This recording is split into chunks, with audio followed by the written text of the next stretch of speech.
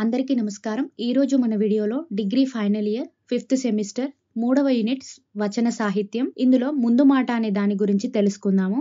ముందు మాట అంటే ఏంటో తెలుసుకునే ముందు ఇదొకసారి చూడండి, మీకు ఒక క్లారిటీ అనేది వస్తుంది. ముందు మాట అంటే ఏంటో అనేది.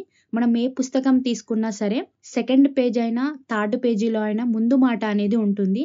మనం ఎక్కువగా దాన్ని గమనించము. అయితే ఈ ముందు మాటలో ఏముంటుంది అంటే ఆ పుస్తకంలో సంబంధించిన విషయాలు కానీ ఏ విషయాల గురించి ఉంటుంది అనేది మనకి ఈ ముందు మాటలో తెలియజేయడం జరుగుతుంది. ఇక గృహానికి ప్రధాన ద్వారం ఎలాంటిదో పుస్తకానికి ముందు మాట అలాంటిది. మన ఇంటికి ప్రధాన ద్వారం ఏ విధంగా ఉంటుందో ఒక పుస్తకానికి ముందు మాట అనేది ఆ విధంగా ఉంటుంది. అంటే పుస్తకంలోకి వెళ్ళడానికి ముందే దారి చూపించి పుస్తకం యొక్క స్వభావాలను తెలియజేస్తుంది. అలాగే పుస్తకానికి ముందుంటుంది కాబట్టి దీన్ని ముందు మాట అని కూడా అనవచ్చు. ముందు మాటని ఇంగ్లీష్లో ఫార్వర్డ్ అని అంటాము. ఫార్వర్డ్ అనే ఆంగ్ల పదానికి అంటే ఇంగ్లీష్ పదానికి సమానార్థకంగా తెలుగులో ముందు మాట అనేది వాడుతూ ఉంటాము. ఇక ఇంగ్లీష్లో ప్రిఫేజ్, ఇంట్రడక్షన్ అనే పదాలు కూడా ఉన్నాయి. అంటే ఫార్వర్డ్ అన్న, ప్రిఫేజ్ అయినా, ఇంట్రడక్షన్ అయినా ఈ మూడు ఒకటే. ఈ మూడు దేని గురించి తెలియజేస్తాయి? ఒక బుక్ యొక్క ఇంట్రడక్షన్ గురించి మనకి ఫ్రంట్ పేజీలో తెలియజేస్తాయి. ఇక తెలుగు గ్రంథాలలో ముందు మాటని మున్నుడి, అముఖం, పీఠిక, ప్రస్తావన, పరిచయం, భూమిక అనే పేర్లు కూడా ఉన్నాయి. అంటే ఒక్కొక్క దాంట్లో ఒక్కో రకంగా ఉంటాయి. ఒక పుస్తకంలో పీఠిక అనేది ఇస్తారు, మరో పుస్తకంలో భూమిక అనేది ఇస్తారు, మరో పుస్తకంలో పరిచయం అని ఉంటుంది. అన్నీ కూడా ఒకదాని కిందికే వస్తుంది. ఇక ముందు మాట గురించి జేఏ కడ్డన్ అనే వ్యక్తి ఏమన్నారో చూద్దాం. జేఏ కడ్డన్ ఫార్వర్డ్ అంటే ఇలా అన్నారు: as usually a short introduction piece to a book, it is similar to preface and an introduction but is generally composed not by the author but by someone or else అని నిర్వచించాడు. అంటే ఏంటంటే forward అనేది ఏదైనా book యొక్క introduction గురించి తెలియజేస్తుంది. అది కూడా ప్రిఫేజ్ లాంటిదే. ముందే చెప్పాను కదా, ప్రిఫేజ్ అయినా, ఇంట్రడక్షన్ అయినా, ఫార్వర్డ్ అయినా ఈ మూడు ఒకటే.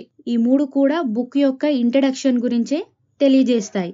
కానీ ఇక్కడ ప్రిఫేజ్ అనేది ఆథర్స్ మాత్రమే రాస్తారు. అంటే ప్రిఫేజ్ ఏ బుక్ అయితే ఉందో ఆ బుక్ యొక్క ఆథర్స్ మాత్రమే రాస్తారు. కానీ ఫార్వర్డ్ మాత్రం వేరే వాళ్ళు రాస్తారు అని చెప్పడం జరిగింది. ప్రిఫేజ్ అనేది ఆథర్ మాత్రమే రాస్తాడు, ఆ బుక్ కి సంబంధించిన ఆథర్ మాత్రమే రాస్తాడు. కానీ ఫార్వర్డ్ మాత్రం వేరే ఆథర్స్ వాళ్ళు రాస్తారు. చేకూరి రామారావు గారు ఆయన తన స్మృతి కినాంకం అనే రచనకు బేతవోలు రామబ్రహ్మం గారి చేత ముందు మాట రాయించాడు. ఆయన యొక్క రచనకు బేతవోలు రామబ్రహ్మం గారిచే ముందు మాట రాయించాడు. ఆయన ఏమన్నాడంటే ఆయన రచయిత కంటే ముందు మాట రాసే వ్యక్తికి ఎక్కువ జ్ఞానం కలిగి ఉండాలని ఆయన అనుకున్నారు. అంటే ఆ బుక్ యొక్క రచయిత కంటే ఈ ముందు మాట రాసే వ్యక్తికి ఎక్కువ నాలెడ్జ్, ఎక్కువ జ్ఞానం అనేది ఉండాలి అని వారు అనుకున్నారు. ముందు మాట అనేది సాధారణంగా పుస్తకం లేదా ఆ రచన గురించి విశ్లేషణ చేయడానికి, ఆ రచన లేదా రచయితను పరిచయం చేయడానికి ఒక నిపుణుడి చేత రాయబడుతుంది. ఏంటది? ముందు మాట. అందులోని ఆ పుస్తకంలోని విషయాలు కానీ, ఆ రచయిత గురించి కానీ, ఆ రచయితను పరిచయం చేయడం కానీ అవన్నీ కూడా మనకి ముందు మాటలో రాయబడుతుంది అని చెప్పవచ్చు. ముఖ్యంగా కవిత్వం, కథ, నవల, నాటకం వంటి సాహిత్య ప్రక్రియలన్నిటి ముందు మాట ఇవ్వడం వల్ల ఆ రచన పట్ల చదివే వాళ్ళకి ఆసక్తి పెంచడం కూడా సహాయపడుతుంది. వాటన్నిటి ప్రక్రియలకి ముందు మాట అనేది ఉన్నట్లయితే మనం ఆ పుస్తకం చదవడానికి ఎక్కువగా ఆసక్తి అనేది చూపిస్తూ ఉంటాము. ఇక జేబిఎస్ హల్డెన్ రాసిన వ్యాసాలకు క్లార్క్ అనే ఆయన ముందు మాట రాశాడు. ఎవరి వ్యాసాలకు? జేబిఎస్ హల్డెన్ అనే వ్యాసాలకు ఎవరు ముందు మాట రాశాడు? క్లార్క్ అనే వ్యక్తి ముందు మాట రాశాడు. అందులో తనకు, రచయితకు అంటే హల్డెన్ కు క్లార్క్ కు ఉన్న అనుబంధాన్ని గాని, ఆ హల్డెన్ యొక్క కృషిని, ఆయన ఇతర విషయాల గురించి ఆ ముందు మాటలో వివరించి రాశారు. అయితే క్లార్క్ చెప్పిన విషయాల ఆధారంగా ముందు మాటలో ఏముండాలో తెలుసుకుందాము. అంటే ముందు మాట రాసే వాళ్ళు అందులో ఎలాంటి విషయాలు అనేవి రాయాలి అని మనకు ఒక 5 పాయింట్స్ అనేవి చెప్పారు. అదేంటో చూద్దాము. మొదటిది, ముందు మాట రాసే వ్యక్తి ఎవరైతే ఉన్నారో వారికి ఆ గ్రంథ రచయిత గురించి తెలిసి ఉండాలి. అన్నిటిపై అవగాహన అనేది ఉండాలి. ఎవరికి?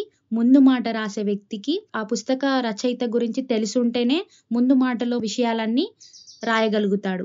ఇక రెండవది, ముందు మాట రాసే వ్యక్తికి ఆ రచయిత యొక్క దృక్పథం అన్నీ తెలిసుండాలి. అంటే ఆ గ్రంథ రచయిత యొక్క అనుభవాలు, ఆలోచనలు, ఆయన ఏ దృష్టితో చూస్తున్నాడు అనేవన్నీ కూడా ఈ ముందు మాట రాసే వ్యక్తికి తెలిసుండాలి.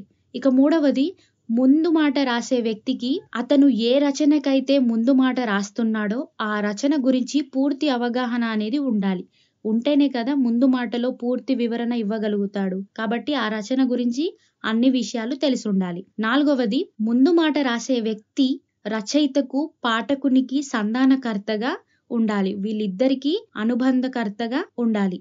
ఇక ఐదవది, రచనలో మిగతా విషయాలు కానీ, రచన గురించి, రచన వల్ల కలిగే ప్రయోజనాల గురించి ముందు మాటలో తెలపాలి. ఈ 5 విషయాలు ముందు మాటలో ఏముండాలో అనేది తెలుసుకోవడం జరిగింది క్లార్క్ చెప్పిన విషయాల ఆధారంగా. ఇక రచయిత ఈ పుస్తకాన్ని ఎందుకు రాశాడో, పుస్తకంలో ఏది ముఖ్యమై ఉంటుంది అన్నది కూడా ముందు మాటలో చెప్పాలి. అప్పుడే ఆ పుస్తకంలో ఏముంది, ఆ గ్రంథంలో ఏముంది అనేది పాఠకులకి చక్కగా అర్థమవుతుంది. ఇప్పుడు మరో వ్యక్తి గురించి తెలుసుకుందాము.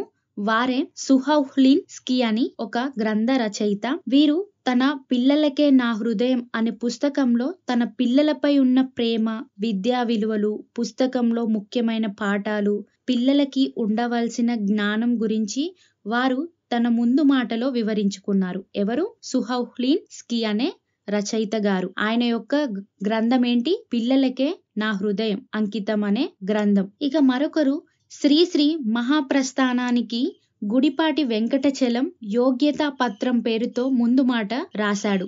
ఎవరి రచనకి ఎవరు రాశారు? శ్రీశ్రీ యొక్క మహాప్రస్థానానికి గుడిపాటి వెంకటచలం గారు యోగ్యతా పత్రం అని పేరుతో ముందు మాట రాశారు. వెంకట పార్వతీశ్వర కవులు ఏకాంత సేవకు దేవులపల్లి కృష్ణశాస్త్రి గారు గొప్ప ముందు మాట రాశారు. ఎవరి దానికి? వెంకట పార్వతీశ్వర కవుల యొక్క ఏకాంతర సేవకు దేవులపల్లి కృష్ణశాస్త్రి గారు ముందు మాట రాశారు. ఇక ముందు మాట వల్ల ఎన్నో లాభాలనేవి ఉన్నాయి. ముందు మాట ఆధారంగానే ఆ పుస్తకం యొక్క, ఆ గ్రంథం యొక్క ప్రత్యేకతను మనం గ్రహించవచ్చు. రచన పట్ల అభిరుచిని కలిగిస్తాయి.